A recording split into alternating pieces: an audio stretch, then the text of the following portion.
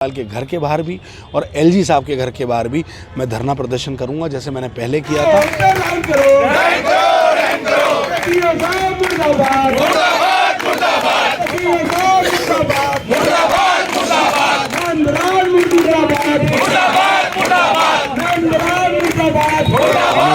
वजीफ़ा अगर आपने नहीं दिया तो इसका धरना ज़बरदस्त होगा। 2 महीने का उनको जो वजीफ़ा दिया गया था, सिर्फ झुंझुना जो दिया गया भी यहाँ पर मुसलसल आते रहे। एक बार आए थे जब पहले यहाँ पे हमारे सरों के ताज हमारे इमाम जब यही सड़क पे बैठे हुए थे, धरना कर रहे थे अपने हक़ की लड़ाई लड़ने के लिए, जो बहुत ही अफसोस की बात है। मैं पर्सनल अगर बात करूँ, मैं किसी पार्टी का नुमाइंदा होने के नाते यहाँ नहीं आया। कांग्रेस पार्टी हालांकि पूरी मुस्तैदी के साथ इमामों के हक़ की लड़ाई लड़ती चली आ रही है, लेकिन मैं यहाँ पे पार्टी का नुमाइंदा होने के नाते नहीं, मैं यहाँ पर अपनी कौम और अपनी मिल्लत को रिप्रेजेंट कर रहा हूँ। और मेरे लिए बड़े अफसोस की बात है कि अगर मेरे सरों के ताज इमाम जिनके पीछे हम नमाज़ पढ़ते हैं, वो अपने हक़ की लड़ाई लड़ने के लिए, अपने वजीफ़े के लिए अगर उन्हें सड़क पर बैठना पड़ जाए तो इससे ज़्यादा डूब मरने का मुकाम नहीं हो सकता। यहाँ पर हमारे भाई बहन जो वक्फ बोर्ड के स्टाफ हैं वो भी बैठे हुए हैं। इमामों के वजीफ़े का भी मसला है। पिछली बार भी हमने यहाँ पर आके मुसलसल लड़ाई लड़ी थी। हमारे साथ हमारे मुस्तफ़ाबाद के भी कुछ इमाम साहब थे, हालांकि वो वक्फ बोर्ड के साथ अटैच नहीं थे, लेकिन फिर भी यहाँ के इमामों की लड़ाई लड़ने के लिए शाना बशाना आए थे। हम पहले दिन से इमामों की इस लड़ाई को लड़ रहे हैं। मैं अरविंद केजरीवाल के घर में भी घुसा था, मेरे कुछ साथी मेरे साथ थे, और मैंने ये कहा था कि इमामों का वजीफ़ा अगर आपने नहीं दिया तो इसका धरना ज़बरदस्त होगा। 2 महीने का उनको जो वजीफ़ा दिया गया था, सिर्फ झुंझुना जो दिया गया था।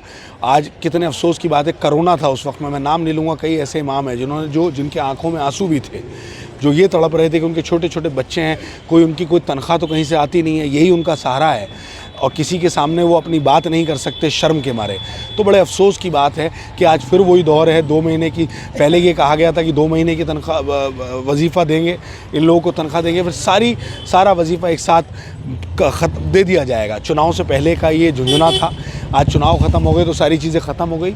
मैं ये अपील करता हूँ अरविंद केजरीवाल जी से, वक्फ बोर्ड से, कि जल्द से जल्द इमामों का वजीफ़ा और इन स्टाफ की सैलरी दें। अगर वो नहीं देंगे तो मैं अरविंद केजरीवाल के घर के बाहर भी और एलजी साहब के घर के बाहर भी मैं धरना प्रदर्शन करूंगा, जैसे मैंने पहले किया था। ये हमारे इमामों का, हमारे कौम की, हमारी मिल्लत की लड़ाई है। ये किसी की पर्सनल लड़ाई नहीं है, किसी पार्टी की लड़ाई नहीं है, ये कौम और मिल्लत की लड़ाई है। इसमें सबका फ़र्ज़ बनता है कि सारे लोग, जहाँ तक मेरी आवाज़ पहुँच रही है, सब बाहर आएँ और अपने इमामों की इस लड़ाई को, अपने इन भाई बहनों की लड़ाई को मुस्तैदी के साथ लड़ें, और जब तक इनका हक़ नहीं मिलता इस लड़ाई को इसी तरीके से लड़ते रहें। असल क्या है कि ये वक्फ बोर्ड जो है ये मेंबरान के ऊपर चलता है।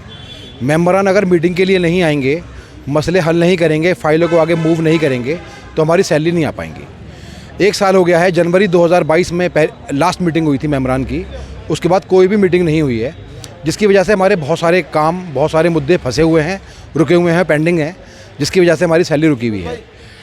जब तक कि मेंबरान की मीटिंग नहीं होगी तो हमारे कोई भी मसाइल हल नहीं हो पाएंगे। हम लोग रोड पे इसलिए बैठे हुए हैं कि जो वक्फ बोर्ड का स्टाफ है उसकी 3 महीने की, और बेवाओं की पेंशन 1 साल से तकरीबन, और बहुत सारे इमाम हैं, मौज़िन हैं, हमारे मदरसे आलिया के लोग हैं, काम करने वाले हैं, उनकी 2-2 साल से सैलरी नहीं आई है। तो उन लोगों का काम का पैसा उनको मिलना चाहिए, जो उन्होंने ईमानदारी से, मेहनत से काम किया है, वो पैसा उनको ईमानदारी से मिलना चाहिए।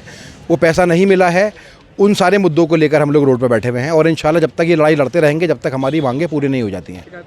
सब जगह हमारी फ़ाइल जा चुकी हैं, सब जगह उनको इन्फॉर्मेशन मिल चुकी है, मगर कोई काम करने को तैयार नहीं है, किसी के कान पे जूं नहीं रेंग रही है।